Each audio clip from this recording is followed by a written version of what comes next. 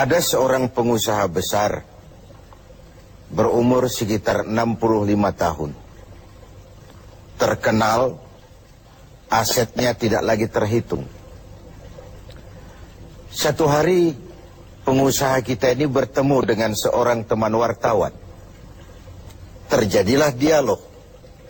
Sang wartawan bertanya kepada pengusaha kita, "Pak, umur Bapak berapa tahun?"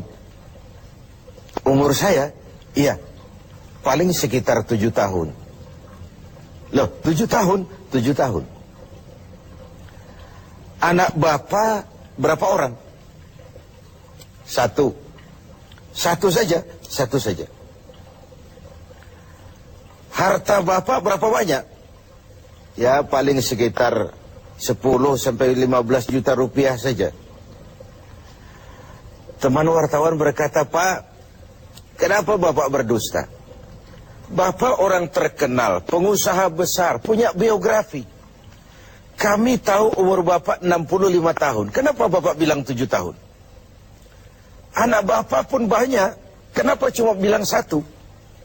Harta Bapak, aset sudah tidak ternilai.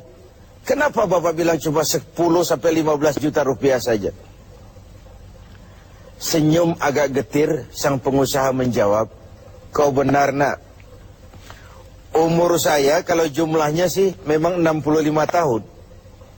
Tapi dari 65 tahun umur saya itu, rasa-rasanya baru 7 tahun yang ada artinya di sisi Allah. Baru 7 tahun sujud saya benar.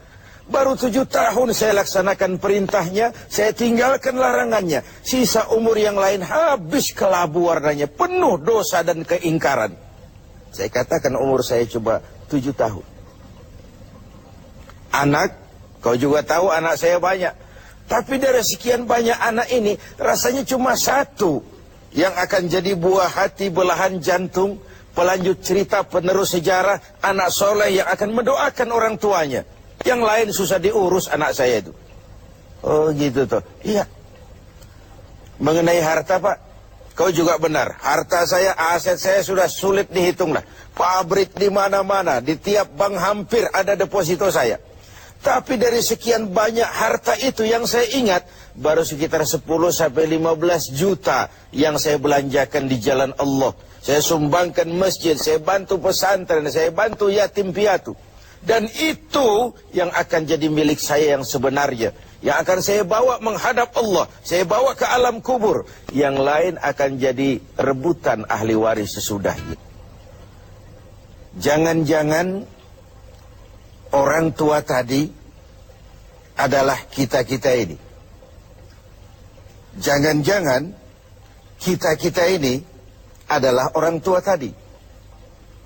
Tapi yang pasti, jangan sampailah kita seperti orang tua tadi itu. Dari sekian banyak umur yang diberikan, berapa yang punya nilai di sisi Allah?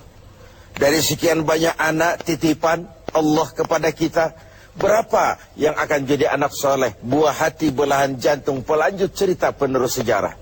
Dan dari sekian banyak harta kita, berapa yang sudah kita belanjakan di jalan Allah, yang artinya akan jadi milik kita yang sebenarnya? Banyak ketidakadilan yang terlepas dari pengadilan dunia. Sering orang-orang yang berbuat kebaikan tidak mendapat perlakuan yang pantas di dunia ini. Sering kehidupan jadi rancu. Yang benar dikhianati, pengkhianat dibenarkan. Yang tuntunan dijadikan tontonan, yang tontonan malah dijadikan tuntunan. Untunglah ada akhirat. Bukan sekedar melepas diri dari ketidakberadayaan kita menghadapi sistem. Tapi cermin bahwa tidak satu ketidakadilan yang bagaimanapun kecilnya yang terlepas dari pengadilan dunia akan terlepas juga di pengadilan akhirat nanti. Inilah keadilan. Karena itu pada jumpa kali ini saya ingin menyampaikan sebuah hadis tentang apa yang harus kita pertanggungjawabkan di hadapan Qadhi Rabbul Jalil nanti. Sebuah hadis menyatakan, "Lan tazula qadama 'abdin yaumal qiyamah hatta yus'ala an arba'i khisalin. Besok di hari kiamat tidak akan bergeser telapak kaki seorang hamba sebelum ia dimintakan tanggung jawab terlebih dahulu tentang 4 persoalan. Apa yang 4 itu? Pertama, an umrihi fima afnahu. Umur yang diberikan kepadanya akan dimintakan tanggung jawab kelak. Di mana umur itu dihabiskan? Diberikan umur 30 tahun ke 40 tahun, 50 sampai 70, 100 bahkan. Sejak kita akil balik sampai ajal datang merenggut nyawa, di mana umur itu dihabiskan?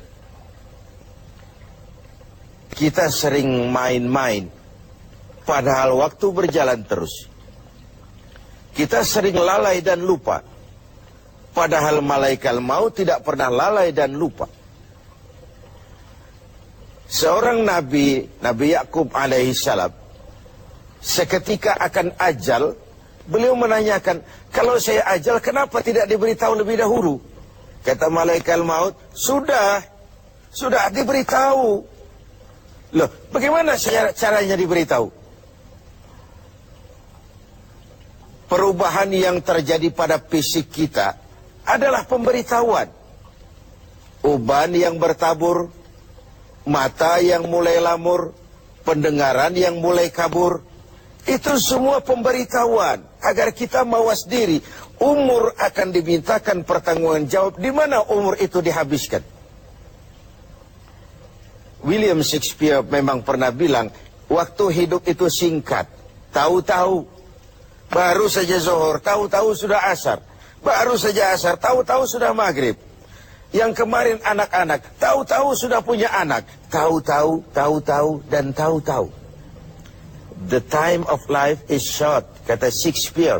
Waktu hidup itu singkat betul. Namun waktu yang singkat akan terasa ada manfaatnya kalau kita bisa memanfaatkannya dengan yang sebaik-baiknya. Apalah umur panjang kalau cuma untuk menimbun dosa dan kesalahan. Lebih baik umur yang panjang, tapi untuk mengkoleksi berbagai kebajikan. Inilah makna ucapan Nabi, khairukum man tala umruhu wa hasuna amalu. Yang terbaik di antara kamu, orang yang panjang umurnya dan banyak juga kebaikannya. Umur ini yang sering kita berleha-leha menghabiskannya untuk sesuatu yang tidak punya nilai, kelak akan dimintakan tanggung jawab di hadapan Allah Azza wa Jalla. Lalu yang kedua, wa an syababihi fima ablahu.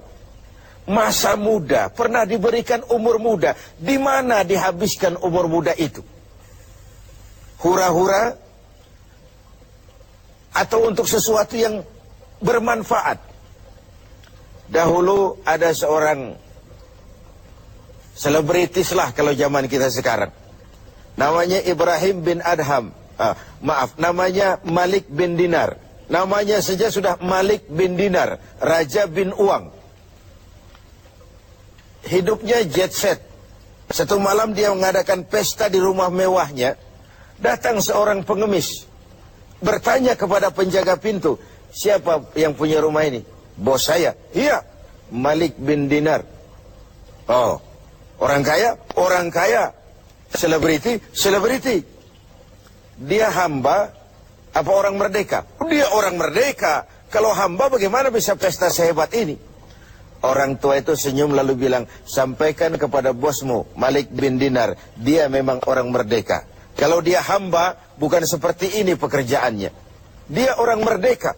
Dilarang tidak terlarang, dicegah pun tidak tercegah. Merdeka dia memperturutkan hawa nafsunya. Kalau dia hamba Allah, bukan begini pekerjaannya. Menghabiskan waktu untuk pesta, hura-hura, sesuatu yang tidak ada gunanya. Ini disampaikan kepada Malik bin Dinar, dia tercenung mendengar orang tua yang misterius itu. Malamnya dia bermimpi kiamat datang. Dia akan masukkan ke dalam neraka. Karena itulah lalu dia bertobat dan kemudian menjadi ahli sufi yang terkenal, Malik bin Dinar. Masa muda akan dimintakan tanggung jawab. Yang ketiga, wa an ilmihi maza amilabi. Ilmu yang dimilikinya, kemana ilmu itu diamalkan? Untuk mencerdaskan orang atau untuk membodohi orang yang memang sudah bodoh? Untuk membimbing umat atau menyesatkan orang lain? Agar hamba menjadi hamba Allah atau agar orang menghambakan dia? Ilmu akan dimintakan pertanggungan jawab. Yang terakhir, wa an malihi min aina iktasabahu wa fima anfaqahu. Kita akan dimintakan tanggung jawab tentang harta kita. Dari mana harta itu didapat dan kemana harta itu dibelanjakan. Perhatikan yang terakhir ini. Tentang ilmu, pertanyaan akhirat cuma satu. Ilmumu kau amalkan untuk apa? Tentang umur, pertanyaan akhirat pun satu. Umurmu kau habiskan di mana? Tentang masa muda, pertanyaan akhirat juga satu. Masa mudamu kau gunakan buat apa? Tapi khusus tentang harta, pengadilan akhirat bertanya dua. Hartamu kau dapat dari mana dan kau belanjakan kemana? Dari mananya dan kemananya? Kadang didapat dari cara yang benar, tapi dibelanjakan untuk yang tidak benar. Atau bisa juga didapat dari cara yang tidak benar, dibelanjakan kepada jalan yang benar. Itu pun tidak mungkin kedua-duanya. Pemirsa TV7 yang berbahagia, mudah-mudahan kita tidak bernasib seperti orang tua pengusaha di awal pertemuan kita ini. Semoga kita menjadi orang yang bisa mempertanggungjawabkan baik umur, masa muda, ilmu pengetahuan, dan harta yang dititipkan Allah kepada kita. Tidak satupun yang akan luput dari pengadilan akhirat.